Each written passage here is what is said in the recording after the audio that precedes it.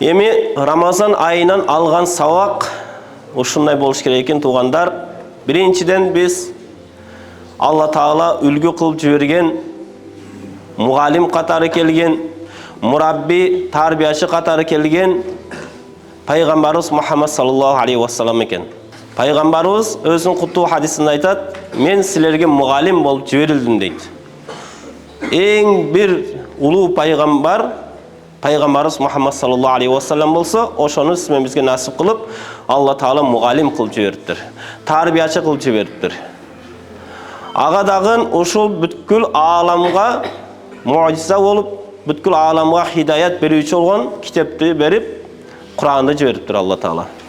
Ушундай эң бир чоң мугалим, эң бир чоң мурабби, тарбиячы, ушундай бир колундагы китеби кыяматка чейин муъжиза болуп кала турган бир пайгамбардын үммөтү болуп, ошол пайгамбарга динде болуу эң бир чоң неемат экен. Эң бир чоң сыймык экен туугандар. Эми ошол пайгамбарга кандай жакындайбыз? Ошол Куранды кантип түшүнөбүз? Кантип Куранга амал кылабыз дегенде бирден бир көнүгүү ушул Рамазан айы болуптур туугандар.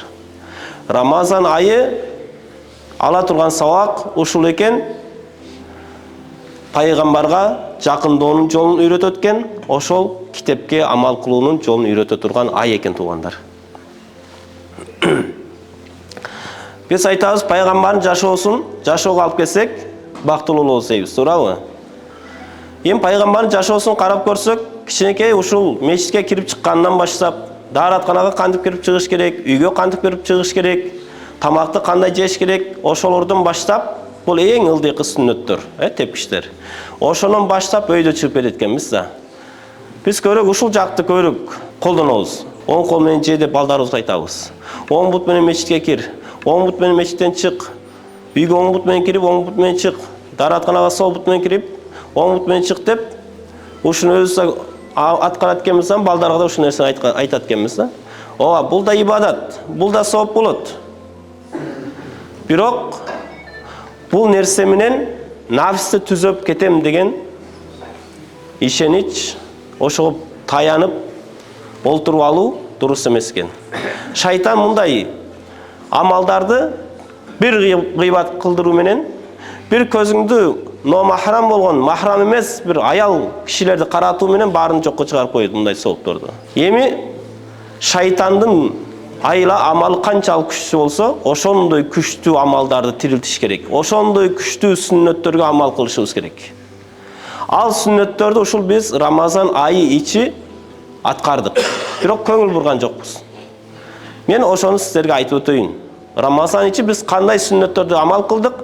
Кайсыл сүннөттөр нафстин белин сындырып, шайтандын белин сындырып, ушундай аларга ыза жеткире турган сүннөттөр кайсылар болду? Биринчи пайгамбарыбыздын ала турган сүннөтү ушул болду. Рамазан айы 30 күн бою кайталадык. Түндүн 3төн 1-inde турганды үйрөндүк туугандар. Туурабы? Түндөн 3төн 1-inde туруп, не кылып аттык? Жок дегенде 2 рекет нафил намаз окуп аттык. Тахаджуд намазы дейли ошону. 2 рекет саалык жегенге чейин 2 рекет тахаджуд намазын окуп, истигфар айтып, истигфар айтканда адамдын жүрөгү ачылат экен. Күнөөлөрдөн тазалат экен. Анан истигфар айтып, Алла Тааланы эстеп зикир чалдык. Зикир чалганда Алла баягы бошошкон жүрөк коозол баштайт экен. Анан Куран окудук колдон келишинче. Анан дуа кылдык. Бул пайгамбардын сүннөтү ушундай экен. Пайгамбарыбыз үчүн Рамазан айы эле эмес, жалпы 12 ай бою пайгамбарыбызга ушул нерсе амыр, важип болгон. Буйрук катары келген. Кум тур деп пайгамбарыбыз айткан. Кумил лайл илла қалила деген. Түндүн 3төн 1-inde же болбосо жарымында тур деп Алла Таала пайгамбарыбызга түздөн түз буйрук берген экен да. Ошол сүннөтүнү биз амал кылып аттык 30 күн бою. Ошондо адам баласы түндө турган учурда эмне үчүн түндө пайгамбарыбызга важип кылып койду ушул амалды? Себеби күндүз бою пайгамбарыбыз айтып жатат: "Инна лака фин нахари сабхан тавила" дейт. Күндүз бою сенин ишин көп дейт. Үммөттү хидаят кылышың керек. Сага көп кишилер келет, кетет, суроо сурайт, башка кылат. Мен менен байланышка жакшы убактың болбойт дейт. Түндө турган адам баласы бүт ою, пикири бир жерге чогулат экен. Азыр күндүз мына ар кимиз ар кайсы жактан келдик. Бирөө жумушунан келди, бирөө үйдөн келди, бирөө дагы башка жактан келди. Ой пикир менен келип атабыз.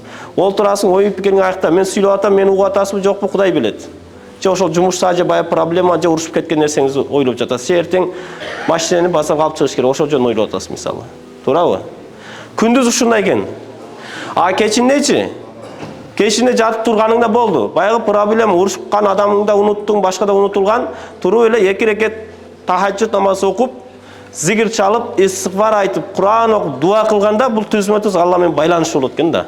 Ошондо дуалар кабыл болот экен. Саалыкта береке бар дегенде ушул жердин берекеси ушул жерде айтылып атат.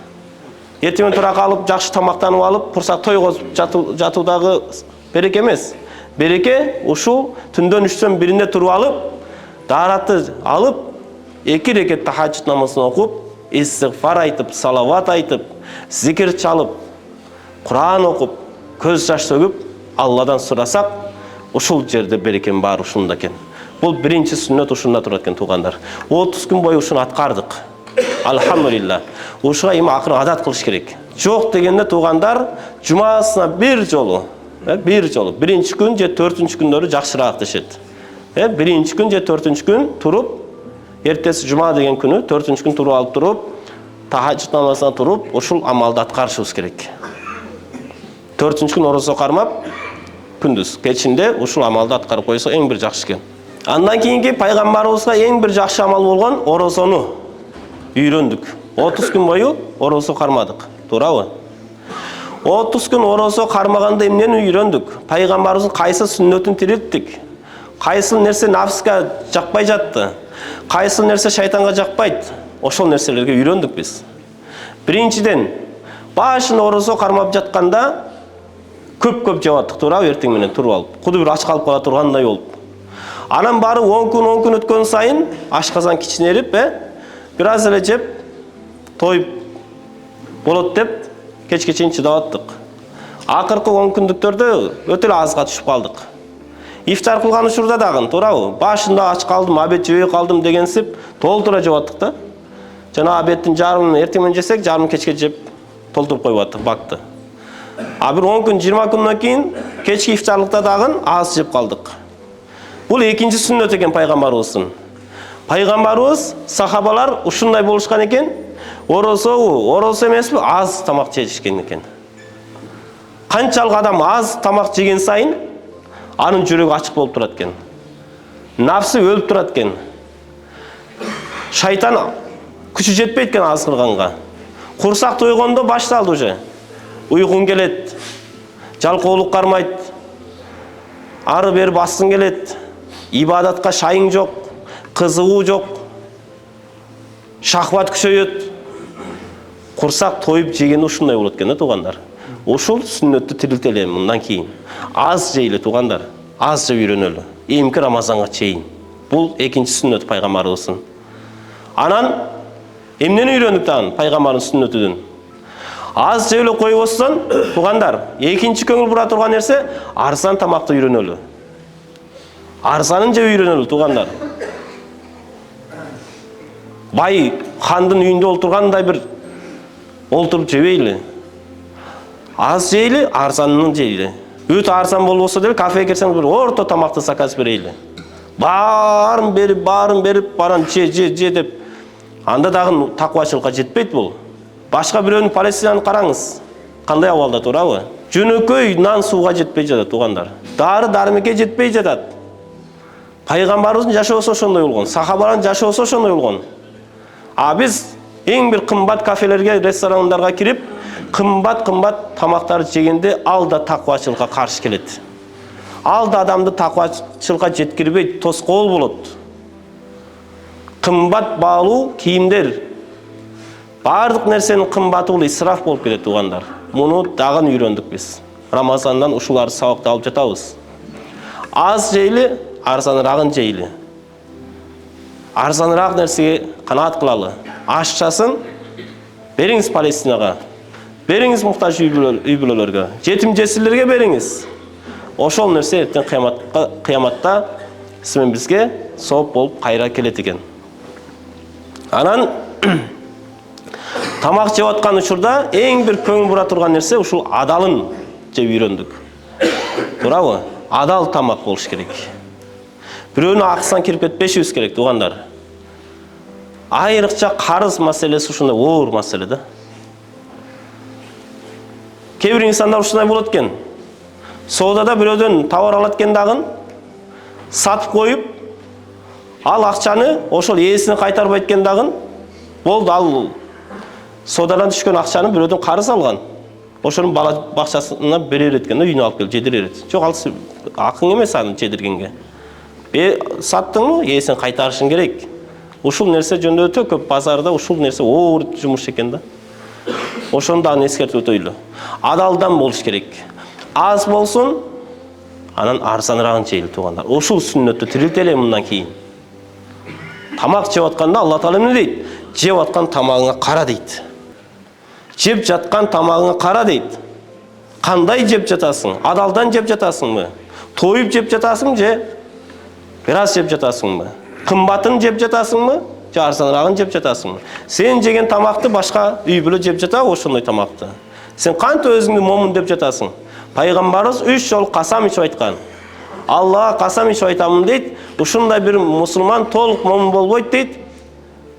Өзү курсагы ток жатып, кошунасы ачка болсо дейт. Мына ушуну үйрөндүк Рамазандан.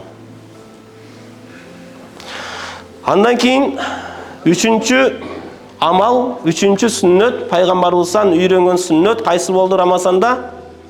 Садака берүү. Садака берүү экен. Пайгамбар ушундай болгон дейт.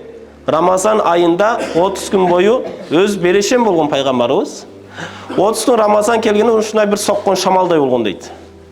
Катуу соккон шамал эч нерсени калтырбай, баарын чогултуп кетет.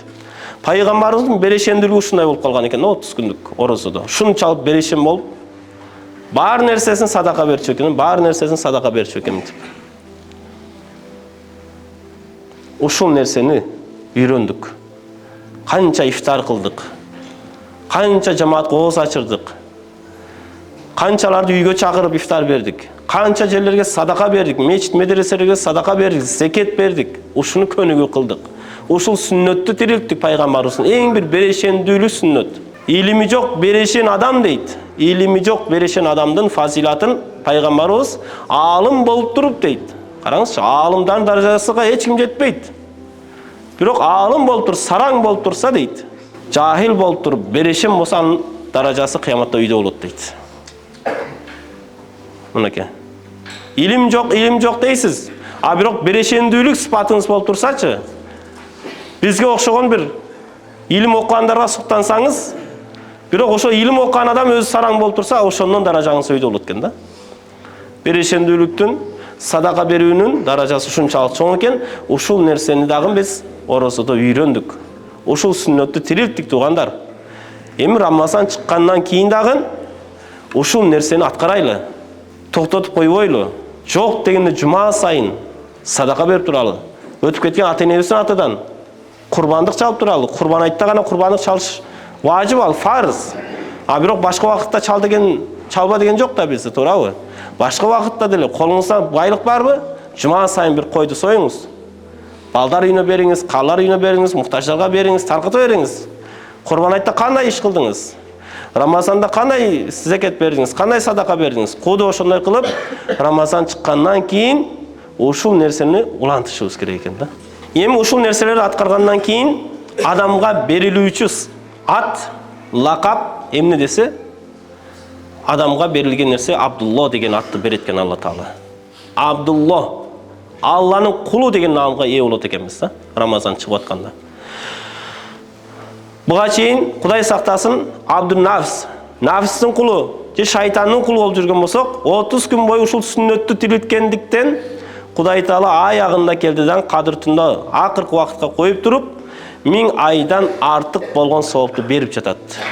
Себебі сен менің құлым болдың дейді. Сен ушыға татықтысың дейді. Беріп тұрып, емне қылды? Періштелерді қоштап түшіріп қойды. Жабірейл Амин пайғамбарға түшкен періште түшіп жатады. Қараңызшы туғаным. Жөнекей періште емес ал. Пайғамбарға түшкен періште ушыл қадір түн күні түшіп жатады. Емне үшін? 1000 айдан артық болған сауапты ушыл Абдуллаларға беріп кетіш үшін. Абдулла деген намды алғаннан кейін туғандар. Ошол намды емкі Рамазанға чейин сақташыбыз керек. Турабы?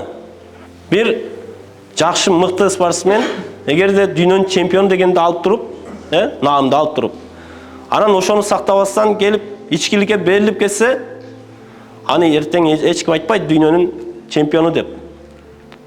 Турабы? Аны Кудай сактасын алкаш деп ат коюлуп калат.